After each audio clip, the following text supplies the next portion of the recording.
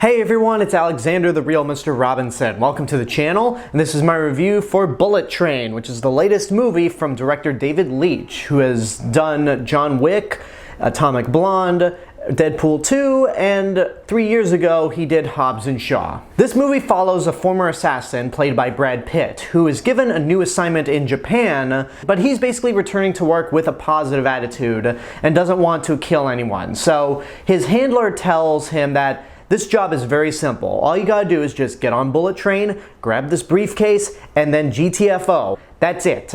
No one has to be killed, so you're in the clearing. But of course, we wouldn't have a movie if it was that simple of a job. So soon Brad Pitt, whose codename is Ladybug, finds out that there are other people on the train looking for this briefcase, including two brothers named Tangerine and Lemon, this young schoolgirl who has some secrets of her own, and several other characters that get introduced throughout the course of the film. So through my time of reviewing movies, I found out that I am a David Leitch apologist.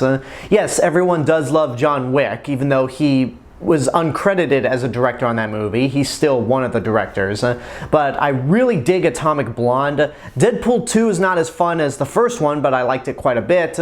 And I actually think Hobbs and Shaw is lots of fun.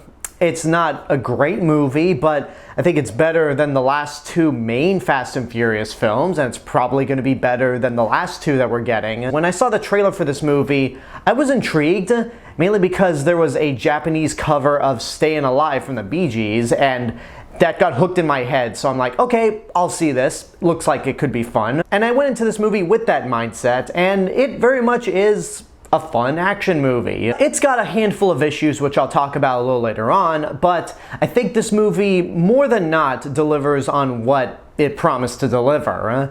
The action is lots of fun, well shot, very well choreographed. Not John Wick levels of choreography, and it doesn't come close to the hallway sequence in Atomic Blonde, but it's still fun, and the fact that you have all these characters trapped in this enclosed space going all across Japan makes for an interesting setting. It's got some really cool lighting, a lot of neon, very similar to Atomic Blonde, and it helps that your lead is very charismatic. Brad Pitt in this movie once again continues to show why he is a good leading man, and he's very charming. In fact, there are several scenes in this movie where I found myself in his shoes. Not in the sense that I related to him, but more in the way of, I want to get this task done. It's a simple task, but why in the hell is this so complicated? So I felt sorry for him because of all these complications that keep piling up, but he still manages to be a badass at the end of the day. The rest of the cast is stacked. You have Tangerine and Lemon, played by Aaron Taylor-Johnson and Brian Tyree Henry respectively, and these two characters are pulled straight out of a Guy Ritchie movie because their camaraderie, the dialogue, and just their overall scenes feels like Guy Ritchie suddenly took over the movie and directed these two specifically. I thought they were wildly entertaining. Definitely had a Deckard Shaw vibe to them, especially Aaron Taylor-Johnson. And next to Brad Pitt, they were certainly the highlights of the film. The rest of the cast, however, is more in the background and very underutilized. You have people like Zazie Beetz, who is really good in anything that she's in, but in this movie, she is so wasted. There are other characters that pop up throughout the movie that are automatically disposed of instantly, and you think to yourself, why were you even in this movie? Like, you could have cut these people out, and it probably wouldn't have mattered. If anything, it would have helped make this a much tighter movie, and a much shorter one, because this movie goes on for far too long. The movie is 2 hours and 6 minutes long, and for a concept this simple, there is really no reason for all these characters to be in this movie, and there's no reason for this film to drag on as long as it does. By the time we got to the end, I just kind of wanted it to stop. I'm like, okay, we know how this is gonna end up, let's just wrap it up so we can all go home. Getting back to the actors though, I mentioned that Zazie Beetz is completely wasted. Sandra Bullock is in the movie, and if you saw the second trailer you know that.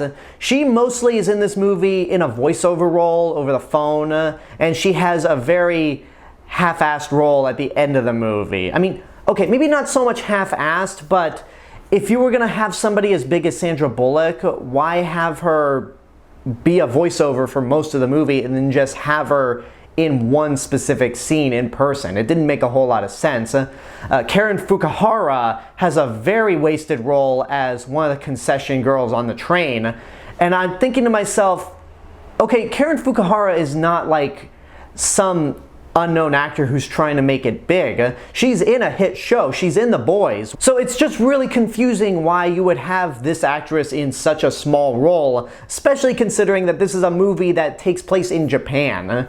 It doesn't make a whole lot of sense at all. I know that this movie was based off of a Japanese novel, and there's a lot of controversy surrounding the overall cast of this movie, but I'm not going to go into it because I haven't read the book, I don't know the full context, and as I've learned very harshly through my Elvis review, I think it's best that I just don't talk about matters that I know nothing of. There's also 2 cameos that aren't featured in any of the trailers. One of them I thought was genuinely funny. The other was so pointless that if you blinked or went to the restroom, you'd miss it entirely. However, both of these cameos are very much in the same vein as Hobbs and Shaw, where they're only in the movie as a favor to certain people involved making this film right here. So again, one of them was fun, but both of them felt very much like an obligation. There's certainly a lot to criticize with this movie, but I think there's also just as much stuff in here that can keep you entertained, and not in the sense of, hey, turn your brain off, because I hate that excuse. This could have been better, and if there's one thing I will give the people that don't like this movie, it's that it probably could have been a lot better. I went into this with mid expectations because the trailer sold me on something very specific that was very tongue-in-cheek, over the top, but has some fun action. And I got that. So it's good, but it's not great. I think Atomic Blonde and John Wick are obviously David Leitch's best movies, but I like this better than Deadpool 2, honestly. And I think I might like this a tad better than Hobbs and Shaw. I haven't seen that movie in a while, but it was fun. It's nothing spectacular, and I think this movie really could have been a lot tighter, thus making it a great movie, but for what it is, I had fun. And there you go, that's my review for Bullet Train. I hope you enjoyed it, and now I want to know what you guys think about the movie. If you've seen it, what did you think? Whatever the case may be, let me know in the comments below, and until next time, this is the real Mr. Robinson telling you, there is only one. Hello everyone, I just wanted to say thank you all for watching my review for Bullet Train. Make sure you like the video, subscribe to the channel, and hit the bell button to get notifications. Don't forget to follow me on Facebook, Twitter, Instagram, go check out my Twitch channel, and support me on Patreon. I'll see you guys in the next video, but until then, have a good day, and take care of yourselves.